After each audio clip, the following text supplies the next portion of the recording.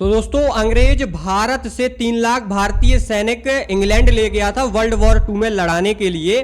और world war 2 में जब जर्मनी के खिलाफ इंग्लैंड लड़ाता है तो जर्मनी का हिटलर उन 3 लाख भारतीय सैनिकों को बंदी बना लेता है और मारने वाला ही होता है। और मैं आपको बता दूं, दुनिया में अगर सबसे खतरनाक मौत देने में फेमस था तो वो हिटलर था। पता किस तरीके की मौत देता था? जैसे ये रूम दिख रहा है आपको, इस रूम में खिड़की नहीं होती थी, लोगों को भरता था और जहरीली गैसों को छोड़ देता था और गेट में मार देता था ताला, जिंदा तड़पते हुए छोड़ देता था। इस तरीके की मौत देता था। लेकिन मरने से पहले यहाँ से सुभाष चंद्र बोस पहुंचते हैं जर्मनी और हिटलर से कहते हैं, सुनो हिटलर, इन 3 लाख भारतीय सैनिकों को मुझे दे दो, मैं भारत ले जाऊंगा और ब्रिटिश यानी कि इंग्लैंड के खिलाफ लड़ाऊंगा, जिससे तुम्हें भी फायदा होगा और मेरा देश भी आजाद होगा। तो हिटलर मान जाता है, कहता है ले जाओ। लेकिन हिटलर एक बात बोलता है, क्या फायदा ले जाने से जब इनके अंदर देश प्रेम की भावना मिट चुकी है। तो मैं आपको बता दूं, जहां सुभाष चंद्र बोस खड़े हो जाते हैं ना, वहां पे मुर्दों में जान फूंक दें, फिर तो वो सैनिक थे भाई, वो भी अपने भारत के, उनके अंदर तो मोटिवेशन जगा ही देंगे। और आप उनका नारा भी जानते हैं, तुम मुझे खून दो मैं तुम्हें आज़ादी दूंगा।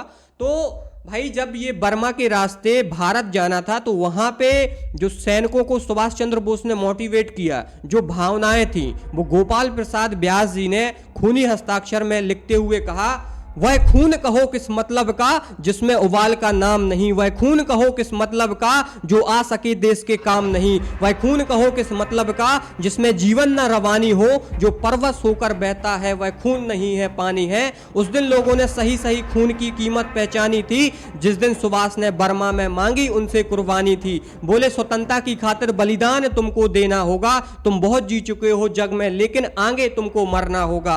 आजादी के चरणों में जयमाल चढ़ाई जाएगी, सुनो तुम्हारे शीशों के फूलों से गूंथी जाएगी। आजादी का संग्राम कहीं पैसों पर खेला जाता है या शीश कटाने का सौदा नंगे सर झेला जाता है। आजादी का इतिहास कहीं काली स्याही लिख पाती है, इसको लिखने के लिए खून की नदी बहाई जाती है। अजानू बाहों ऊंची करके बे बोले, रक्त तुम मुझको देना, बदले में भारत की आजादी तुम मुझसे लेना। हो गई सभा में उथल पुथल, सीने में दिल न समाते थे, स्वर इंकलाब के नारे कोसों तक छाए जाते थे। हम देंगे खून शब्द बस यही सुनाई देते थे, रण में युवक खड़े तैयार दिखाई देते थे। सुभाष बोले इस प्रकार नहीं, बातों से मतलब सरता है, यह लो कागज कौन यहाँ हस्ताक्षर करता है। इसको भरने वाले जन को सर्वस्व समर्पण करना है, अपना तन मन धन जीवन माता को अर्पण करना है। ये कोई साधारण पत्र नहीं, ये आजादी का परमाना है, इस पर तुमको अपने तन का कुछ उज्जवल रक्त गिराना है। वो आगे आए जिसके तन में भारतीय खून बहता हो, वो आगे आए जो अपने को हिंदुस्तानी कहता हो, वो आगे आए जो इस पे खूनी हस्ताक्षर देता हो। मैं कफन बढ़ाता हूं, वो आगे आए जो इसको हंसकर लेता हो। सारी जनता हुंकार उठी, हम आते हैं, माता की चरणों में लो हम अपना रक्त चढ़ाते हैं। साहस से बड़े युवक उस दिन देखा, आगे ही बढ़ते जाते हैं, चाकू छुरी कटारों वो अपना रक्त गिराते हैं। उसी रक्त की स्याही में वो अपनी कलम डुबाते हैं, आजादी के परमानों में हस्ताक्षर करते जाते हैं। उस दिन तारों ने देखा हिंदुस्तानी विश्वास नया, जब लिखा महारणवीरों ने खून से इतिहास नया। तो दोस्तों जब मुझे बोलते वक्त इतना जोश आ रहा है, मतलब मैं कुछ कह नहीं सकता हूं, बकाया उस टाइम की भावनाएं क्या रही होंगी। जय हिंद।